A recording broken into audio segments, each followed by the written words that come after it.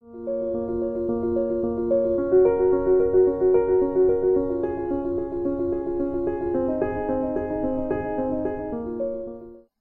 I think we have to first recognize that this has been the longest bull run in history, at least from the Dow's perspective and the developed world perspective. So we had the Lehman collapse and the great financial crisis in 2008, September, actually, that's the trigger date that people remember, when Lehman Brothers declared bankruptcy on September 15, 2008. And then we had the collapse of the markets around the world, including India, with green shoots actually reappearing or some chance of a recovery in the world markets from March 9th, 2009. So for about 6 months, the markets were really in very, very poor shape. So from March 2009 till recently, we've had pretty much a one-way ticket and just the market running up and all. Because I think the first thing to recognize is that we've had a phenomenal, longest bull run in recorded history in the markets. Again, the developed markets, not true for all emerging markets because they've had their ups and downs, but in the developed world, the longest bull run in recorded history.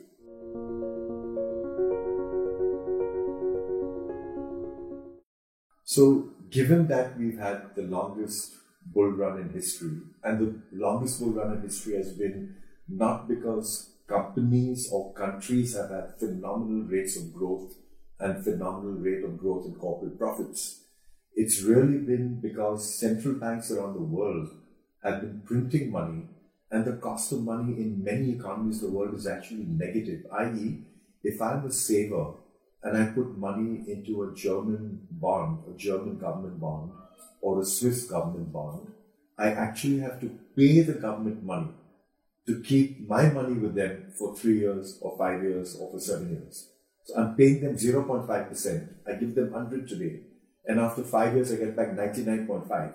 So recognize that a lot of this bull run in asset prices, which we just spoke about as the longest in history in the developed market, has been because money has been cheap. So when you get money in your hand as a business person or as a consumer, you either decide to spend it, in a business person will decide to invest it, or everyone decides to speculate. And when you speculate, you push up prices of existing assets like property, like bonds, like stocks, and they get to new heights. So everyone was waiting for something to go wrong before the market would correct. So it's been expected for many, many, many years that the market is due for a correction. But no one knew that a virus whose diameter is less than 1,000th of your diameter of your hair, of one strand of human hair, that such a small organism would frighten the world, destabilize financial markets, and cause a crash. So what caused this crash, the coronavirus, that in some sense you could consider as a black swan event as to what caused it. But should the market have started correcting? Yes. 3, 4, 5, 6 years ago, people have been expecting that this bull run should have ended, but it never did. It would have a small hiccup and go back again, another small hiccup, and then the Federal Reserve and other central banks of the world would print more money and the markets would again go up. So you've had this issue that it needs to come down, and we don't know what's going to make it come down. Something wrong with governments or policy or trade wars, and then the virus comes, small little thing, smaller than the diameter of a strand of your hair, and that brings the market down.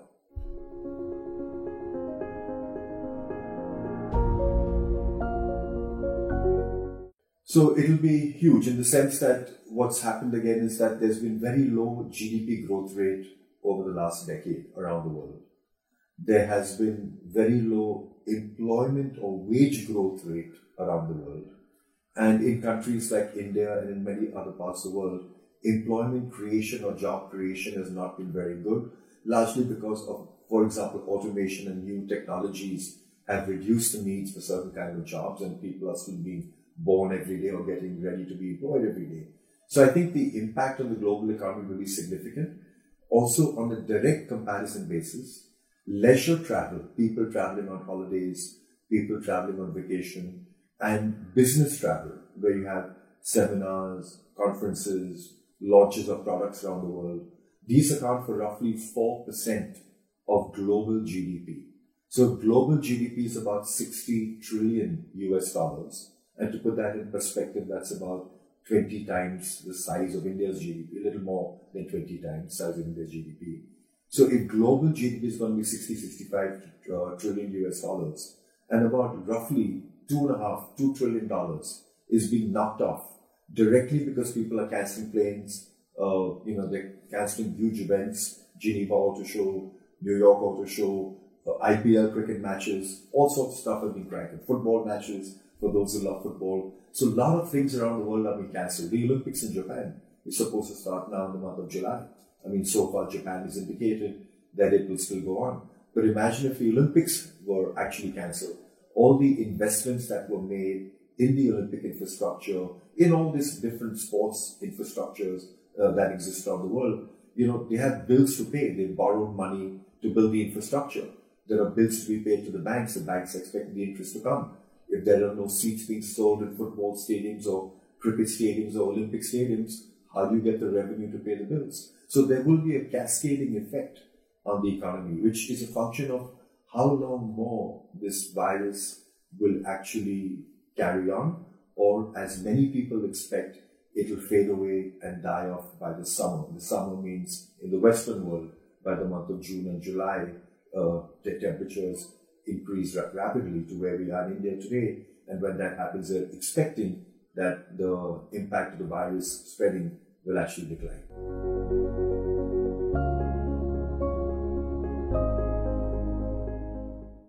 While the market started correcting around February or so, when news started spreading that the virus had actually started growing more outside China than it was necessarily growing within China.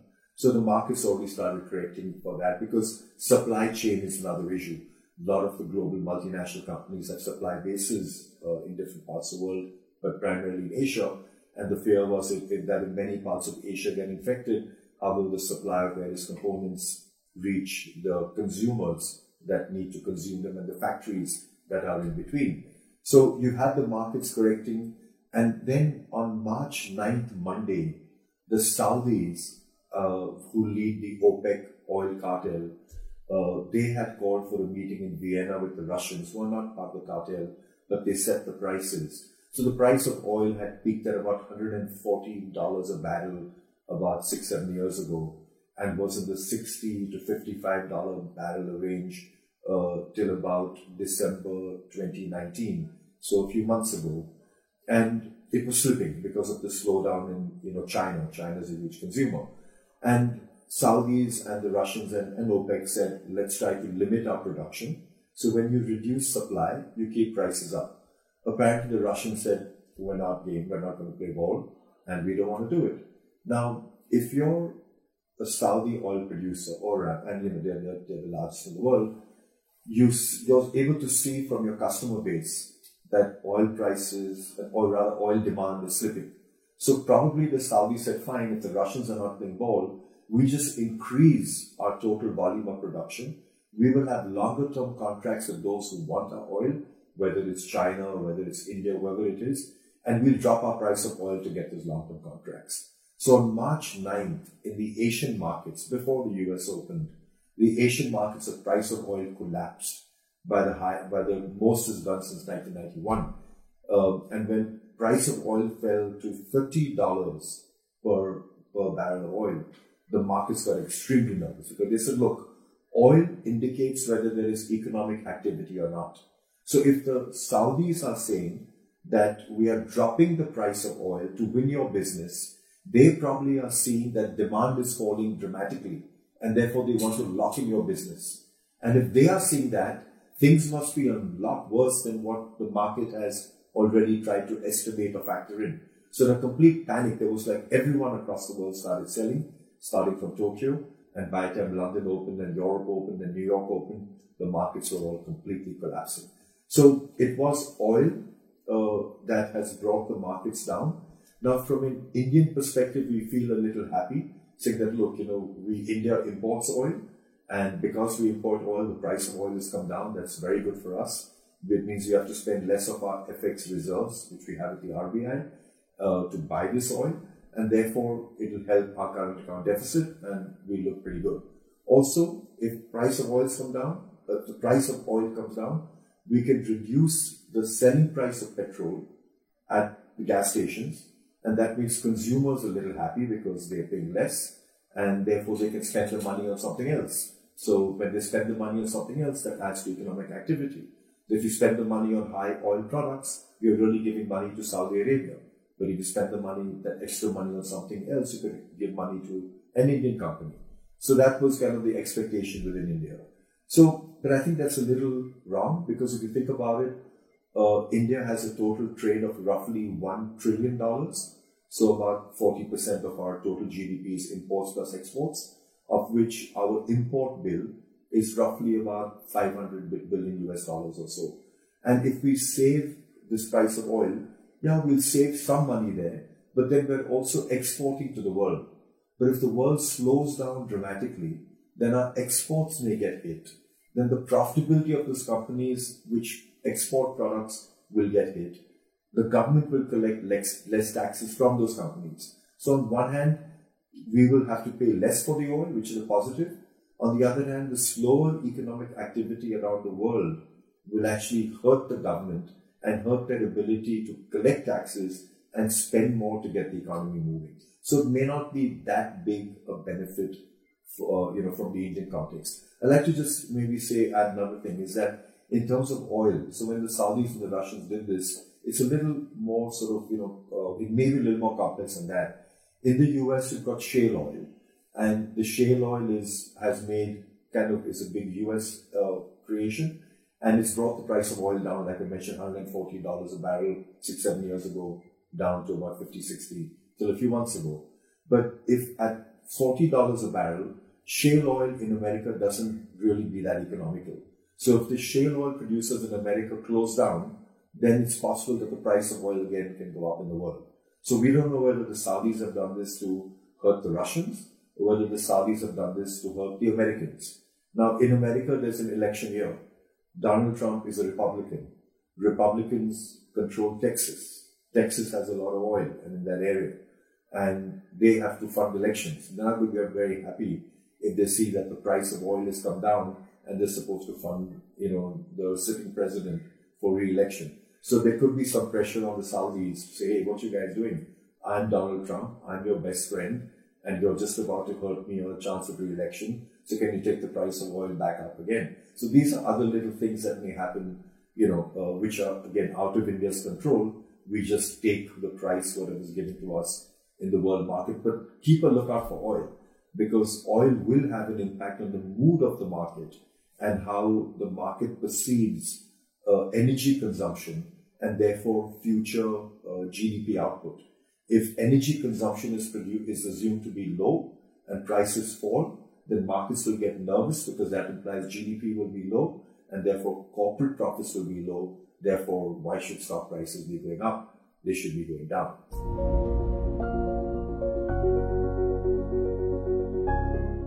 So there are a bunch of things, right? One is, of course, I mentioned oil, so that's the economic thing. The other thing is that within India, you have GDP that's also being, in any case, has been very slow. And now we're being told, rightfully so, to stay at home, to spend less time outside, to minimize socializing. And of course, travel has stopped. Travel into India has stopped. And therefore, if Swiss or Lufthansa or British Airways cannot bring passengers into India, then their planes don't come here, and then no one from India can fly out. So flights have been cancelled, kind of all across the world, actually. It will hurt India for sure. It will hurt India to the fact that we'll have much lower economic activity. It will hurt India to the fact that we will not have the potential of encouraging foreign travel into India now. So it happened at the tail end of our tourist season. So we're lucky. Our tourist season is normally November to March. So this has happened at the tail end of that.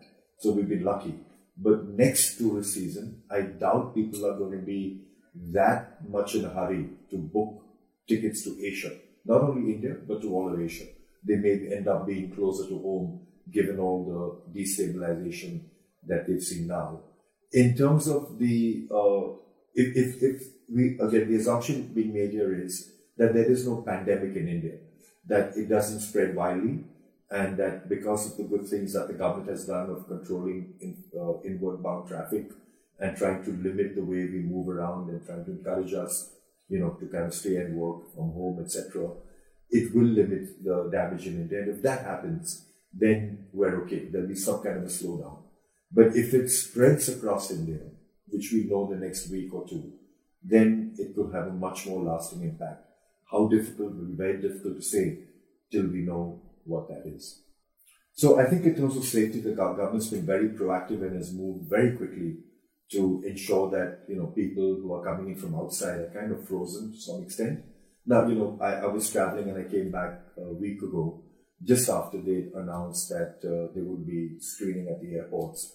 So the screening at the airports is like a thermal gun, to kind of check your temperature, which is nice, but it doesn't do much because you could be carrying the symptom with you.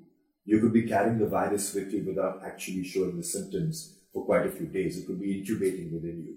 So the fact that you have that thermal gun is all right, but doesn't serve the full purpose. And we have to wait and see what happens now. If over the next week or 10 days, if the number of cases don't increase rapidly in India, then we're okay from a safety perspective. From an economic perspective, I think there will be a hit on India for a bunch of reasons. One is that it was lucky that the virus and the rules that came into play about banning foreign tourist travel to India happened towards the end of our tourism cycle. So we normally have a November to March tourism cycle. We're already in March and this happened like a week or so ago. So it's come at the end of the cycle. So that's kind of okay. The question is to be raised is what will happen next tourist cycle on international tourism. Domestic tourism anyway is going to be hit. People planning for the summer holidays, which start in India, May, June, July, traveling trips within India, they will not be making those trips. The people traveling outside India definitely will not plan any trips either. So there'll be a bit of freeze on activity.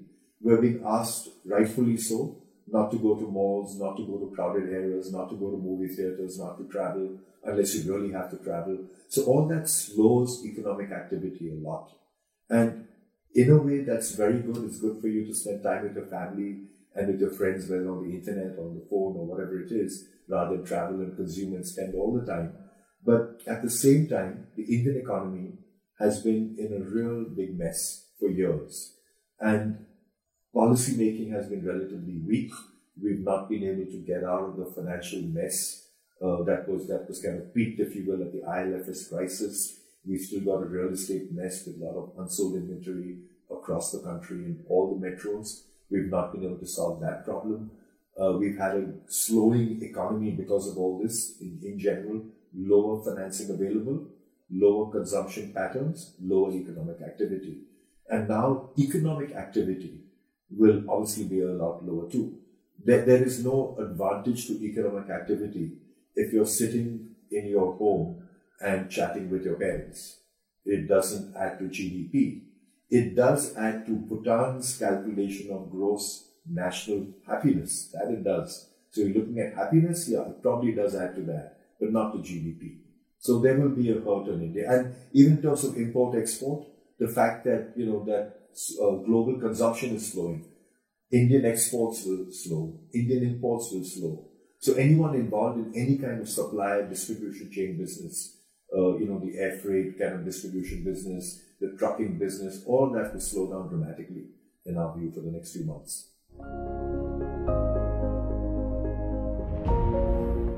So the impact has been pretty harsh.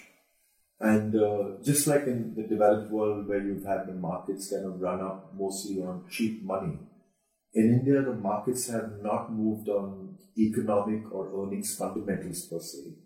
They've really moved on the availability of risk money from overseas, which wants to allocate to Indian stocks. That has driven markets. And local investors who seen the bank deposit interest rates coming down, who've been encouraged, rightfully so, to move their money into equity mutual funds. So these have been the two big sort of drivers: flows of money, domestic, and flows of money from international investors, not earnings. So pre-demonetization, November 2016, the markets were at the 30,000-ish kind of levels. Then you had demonetization, and that was not a good thing for the economy at all. And then on July 2017, you had the introduction of GST, which was another, in our view, very bad policy that was announced for the Indian economy. And the reason it was bad, to take a few seconds on that, was that we believe that GST has a unified sales tax, when really what they should have done was removed octroi. Octroi is a tax you pay when the goods crosses borders, and that had slowed down, the time that it takes for goods to move from Maharashtra to Karnataka, or Maharashtra to Goa, Maharashtra to MP. And there's always friction. When you have longer time, you have friction. The friction is someone at the gate at each border who demands his share of the cut to let the goods go through. So that had gone on. That was fantastic. But then to have a nationalized unified tax was not. But that's another discussion. So GST was not a bummer, if you will, for the economy. So we're kind of back to those index levels. And I think it's interesting to note that between the time of Prime Minister Modi's first election win in May 2014 and now, so pretty much over the last 6 years nearly, the index has risen very sharply, the BSE 30 index. But 66% of the rise of the index has really come from 3 stocks. 66% of the rise of the BSE 30 index has come from 3 out of 30 stocks in the BSE 30 index. So 10% of the stocks have accounted for 2/3 of the rise of the index. HDFC Bank, Reliance, and HDFC. These 3 stocks have accounted for the major move of the index. So it tells you that there's something wrong with the overall economy. It's too narrow. A bit like in the Western world, you've had what they call the FANG stocks, which have moved, the tech-driven stocks that have driven the Nasdaq, that have driven the market, that have powered the gains, much of the gains in the Western world. So the Netflix, the Googles, the Alphabet, etc., Apple, etc. So the markets have now come down to those sort of levels, demonetization, GST, that level. And that was about 5 years ago, 4.5 years ago, 4 years ago. So between then and now, the earnings of companies have grown by about maybe 15% over that 3-4 year time horizon. So I'm buying the market today at the same price as it was 3.5, 4 years ago. And the market's giving me 15% more in earnings. So I'm actually getting it 15% cheaper than what it was 3-4 years ago. Of course, you don't buy shares for the earnings they gave you in the past. You buy shares for the earnings they give you in the future. So to that extent, you have to now say, okay, the market's inexpensive. It's down to very good levels. But what does that tell me about the future earnings of the economy? And that's still a very big unknown. The government is still not got its act together on coming up with a solid, sensible, believable, achievable game plan on the Indian economy. They tinker with this, they tinker with that, they announce a budget and they modify things, but there's no big concerted effort to say, hey, this is what we need to do. And the markets have been waiting for that. And it hasn't yet been sort of delivered, if you will. So until we're sure about when that recovery of GDP happens, we cannot be sure about when the recovery of corporate earnings will happen. And therefore, how do I decide whether I should buy the market at a 30,000 level or wherever it is, or should I wait? So our argument has been, well, over the next 2-3 years, you hope that this government figures out what's to be done.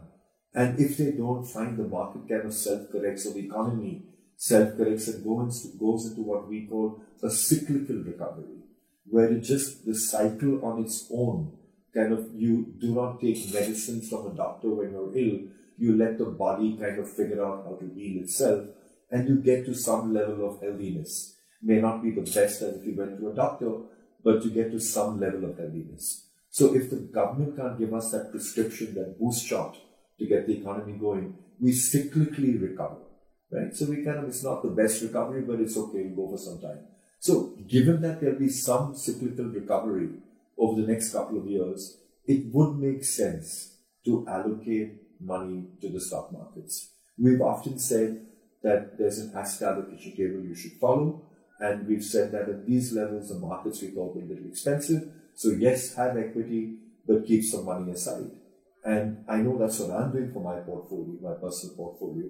I've started moving money away from the safer quantum liquid fund into the riskier quantum equity mutual funds, because I see the market levels to be attractive, and on a 2-3 year view, that to me is like a reasonable expectation that the market prices of shares will recover again.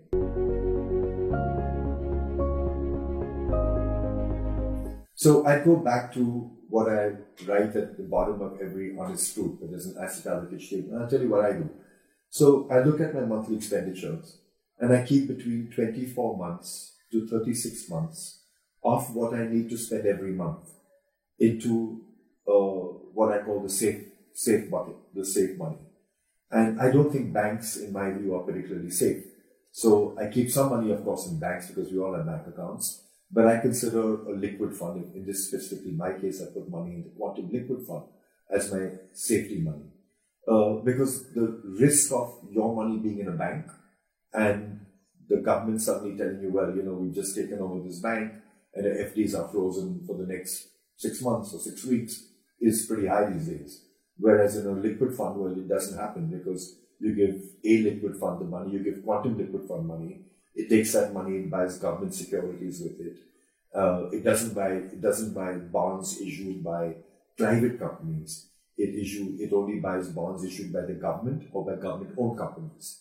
So it puts money in that, and then when you want it, it sells that and gives it back to you. So there's a T+1 or T+2 time process to get your money back, but then it's there, so it's there. So I keep my 2 years or 3 years expenditure money in that.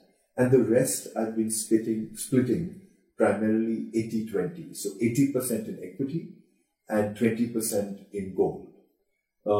And then the 80% equity that I have has been, in general, over 3 quantum mutual funds. So I used to say, and I have spoken about this at many Paths to Profits, that 80 to 90% of the money that I have in equity mutual funds is in the long-term value fund, because I'm a value investor. And the rest of it I kept in the quantum equity fund of funds.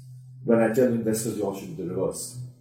Out of that big equity pile of 80, you should keep a little bit of that in quantum long-term equity fund, and keep a lot more in the quantum equity fund of funds, which invest in the stock market based upon how other fund managers pick their stocks. So in that you may have a growth or momentum or multi-cap or large cap and small cap and mid cap, and there's a whole basket.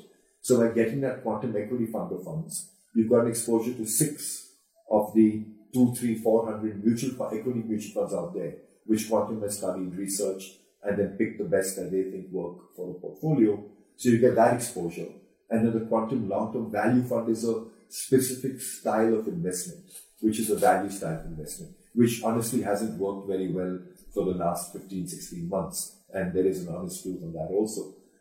So that's what I would do. I would just keep 2 to 3 years money in liquid funds, and I would keep 80% of the balance in equity funds and 20% of the balance in a gold fund.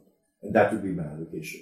And the reason I've got the 24 to 36 months is that in moments like this, when I think the markets are attractive, I'm willing to take a risk, and I'm willing to take some of that safe money away from the quantum liquid fund and move it into the equity product. Because I think the rates of return, the risk-return ratio is very much in my favor for the next couple of years if I make that investment. And also, of course, these days, no one's shaking hands, so it's always namaste. And it used to be, namaste means that the God in me greets the God in you. I think the namaste nowadays means if you got the virus, keep it to yourself. So anyway, namaste.